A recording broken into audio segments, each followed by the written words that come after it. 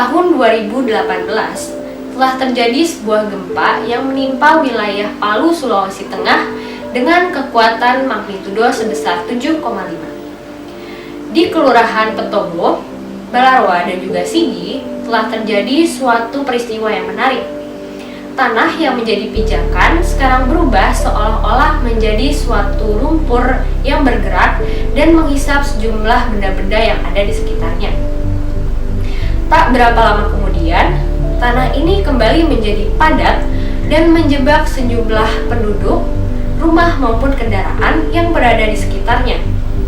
Menurut laporan, terdapat 186 jumlah penduduk yang meninggal akibat kejadian ini, dengan total kerugian sebesar 24,1 triliun rupiah dan estimasi pemulihan dana sebesar 36,4 triliun rupiah. Haiti 2010. Gempa yang berada di Haiti ini menimbulkan dampak yang fatal pula.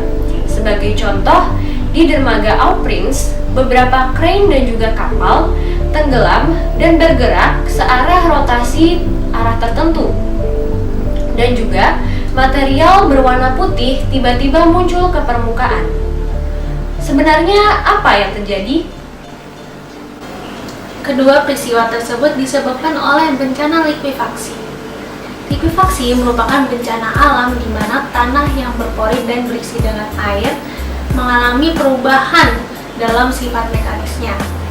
Saat keadaan normal, tanah berpori dan berisi dengan air ini bersifat padat karena partikel yang berada di dalam tanah ini saling berdorongan, sehingga beban yang di atasnya akan ditampung oleh partikel ini, di mana air yang berada di antara rongga akan mengalir terhadap tekanan yang lebih rendah. Namun, saat terjadinya sebuah goncangan besar ataupun gempa bumi, beban yang berada di atas akan ditampungi oleh air. Mengapa demikian? Karena tanah dan air akan bergoncangan secara bersamaan, sehingga tanah akan mengikuti sifat dari air ini, yaitu sifatnya mengalir. Oleh karena itu, bisa dilihat dalam likuifaksi yang terjadi di Palu ataupun yang di Haiti, tanah bersifat seperti lumpur yang bergerak yang mengalir pula. Hal ini bisa dianalogikan melalui saat kita berada di sebuah pantai, di mana kita berdiri di antara ombak yang bertemu dengan pasir. Saat kita berpijak kaki berada di pasir tersebut dan menggerakkan kaki tersebut, maka hasil yang diperoleh adalah kaki tersebut akan tenggelam secara perlahan-lahan, alangkah seperti quicksand. Hal ini bisa menjelaskan terjadinya likuifaksi pula. Lalu, bagaimana potensi likuifaksi di Indonesia? Menurut kajian Badan Geologi dari Kementerian ESDM, sebagian besar wilayah Indonesia memiliki potensi likuifaksi yang cukup sedang. Warna merah muda mengidentifikasikan bahwa di lingkungan ini terdapat adanya potensi likuifaksi yang tinggi, warna kuning merupakan sedang, dan warna hijau merupakan rendah. Sebagai contoh yaitu wilayah DKI Jakarta sebagai ibu kota negara Indonesia. Di wilayah utara DKI Jakarta kita dapat melihat bahwa terdapat potensi likuifaksi yang tinggi. Namun, mengapa belum ada likuifaksi yang terjadi atau setidaknya dilaporkan? Hal ini disebabkan karena likuifaksi umumnya terjadi akibat gempa yang besar. Jadi bisa kita simpulkan bahwa di daerah ini belum pernah ada gempa yang menghasilkan skala yang besar sehingga memicu terjadinya likuifaksi. Oleh karena itu, pentingnya untuk menyadari akan mitigasi bencana likuifaksi. Dalam mitigasi bencana likuifaksi terdiri atas 3 cara. Cara yang pertama adalah memahami dan mengetahui lingkungan yang berada di sekitar kita. Apakah lingkungan tersebut merupakan lingkungan yang rawan potensi likuifaksinya atau rawan gempa. Selanjutnya bisa dengan melihat sumur galian yang berada di sekitar kita. Bila muka permukaannya air tanah yang berada di sumur tersebut termasuk dangkal, maka bisa dikatakan potensi likuifaksi termasuk besar. Selanjutnya bisa dilihat dari lereng dari daerah di sekitar kita. Bila lereng berada di daerah sekitar kita merupakan lereng yang curam ataupun membentuk sebuah sudut, maka potensi likuifaksi akan semakin besar. Untuk mengetahui kemiringan dari lereng yang berada di daerah kita, bisa menggunakan citra satelit. Cara yang kedua adalah untuk menstabilkan bangunan agar rentan terhadap likuifaksi. Hal ini bisa dilakukan dengan geoteknik melalui rekayasa teknik bangunan tahan likuifaksi. Cara yang ketiga adalah untuk memadatkan tanah di daerah sekitar kita. Sebelum likuifaksi terjadi, ada baiknya kita mempersiapkan diri sebaik-baiknya dengan cara contohnya seperti menyiapkan tas siaga bencana.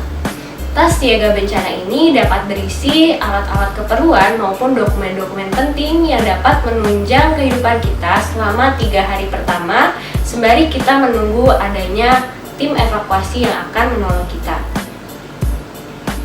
Saat terjadinya likuifaksi, maka hal yang perlu dilakukan adalah evakuasi. Sebelum terjadinya likuifaksi adalah gempa bumi, di mana kita harus berkumpul di suatu tempat perhimpunan yang tanah yang dipijak itu merupakan tanah yang stabil. Lalu saat terjadinya likuifaksi, maka hal yang perlu dilakukan adalah evakuasi ke tempat yang lebih tinggi. Setelah likuifaksi terjadi, ada beberapa hal yang harus kita perhatikan. Yang pertama, pastikan tanah yang kita pijak itu stabil dan kita bisa mendeteksinya dengan cara menggunakan alat bantuan seperti papan kayu, dan kita bisa mengetahuinya dengan cara ketika kita menginjakkan tanah kita di papan kayu, dan apabila tanah masih tidak stabil, kita dapat menggunakan papan kayu tersebut sebagai alas pijakan kita. Yang kedua, carilah informasi sebanyak-banyaknya mengenai kemungkinan adanya gempa susulan yang akan terjadi. Dan kita juga jangan ceroboh maupun gegabah untuk bergegas kembali ke rumah kita.